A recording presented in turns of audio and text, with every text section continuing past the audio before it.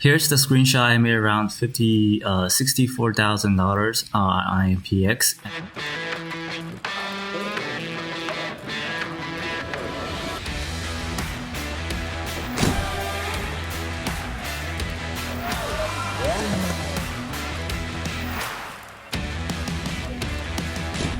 What's up, guys? Welcome to the new weekly recap. Steven Dux here. Today we're going to talk about IMPX, which I made around 66,000. I think there's other trade I made. I don't remember what's it called. But I'm going to go over UXIN, MRIN, and IMPX. So let's start with UXIN. A lot of people are trading those because this is overextended and it's having massive amount of green days. But look at the market cap. It's 2.43 billion. And that's not in our comfort zone. Very similar ticker, which is called CRON. It's another wheat sector. It was very overextended, but look at the overall chart. It's super messy and it takes so long for the stock to drop like 10% or 20%.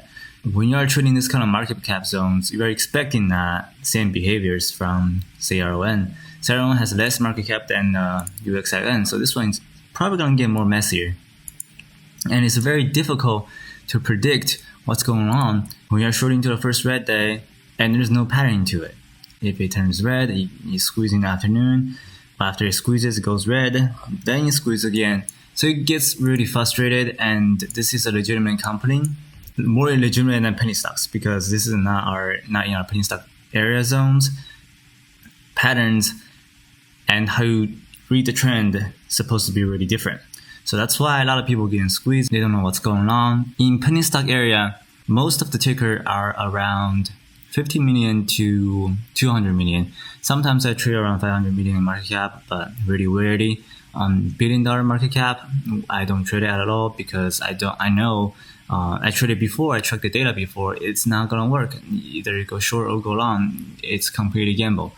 And the average return is about like 50%. When you go into the market, you don't want to gamble. You want high return, winning percentage patterns, and this is not some kind of ticker you should trade into. Next, IMPX. This is a micro flow with a really small market cap.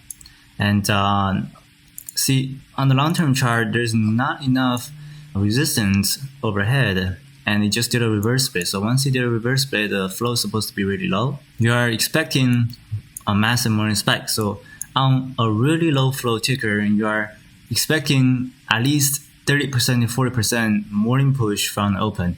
And don't really short into 10-20% morning push because it's likely to squeeze. If you missed it, you go ahead and miss the play because it has to meet the perfect criteria and the trend has to trap enough back orders for you to be profit from this pattern. And as you can see, the stock squeezed over 5. You performed the breakout. Once it comes back down, it was a fake out. And so a lot of people bought into this breakout and trapped. Then it started from 530, went all the way to $3. So on this trend, I shorted around 550, added when the downtrend confirmed, which is all the breakout buyers underwater. Then I slowly covered into weaknesses. I didn't hold overnight because the borrow is relatively expensive. So yeah, that's the trade for IMPX.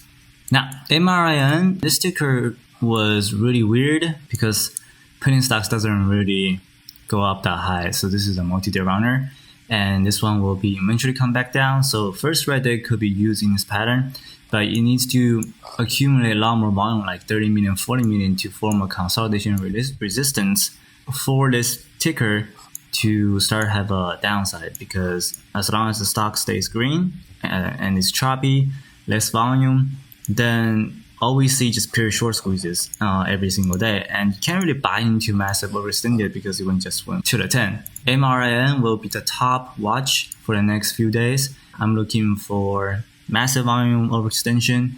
I will probably get into a swing position after first red day, pretty solid. Hopefully this one goes really overextended, something like $20 or $30. So holiday season is coming and January is coming up as well. A lot of tax losses will be reported, and people are looking to raise money. So there's a lot more manipulation going on in January and February. And please be careful. Trade your perfect criteria, trade your perfect pattern. If it doesn't reach your criteria and any of your patterns, don't even trade it. Close the tab and enjoy your holidays. So that's my thoughts for this weekly recap. Hopefully you guys learned something new. Here's the screenshot. I made around $64,000 on PX, and I didn't trade. I traded MRN in live chat with our students. So if you are interested in our program, click the link below. It will take you direct to our apply link, and we're giving a holiday sale to our tier 1, tier 2 yearly sub. If you're interested, get to know more, click the link below, and we're giving 20 to 25% off. So you guys enjoy your holiday, and I will see you guys in the next video.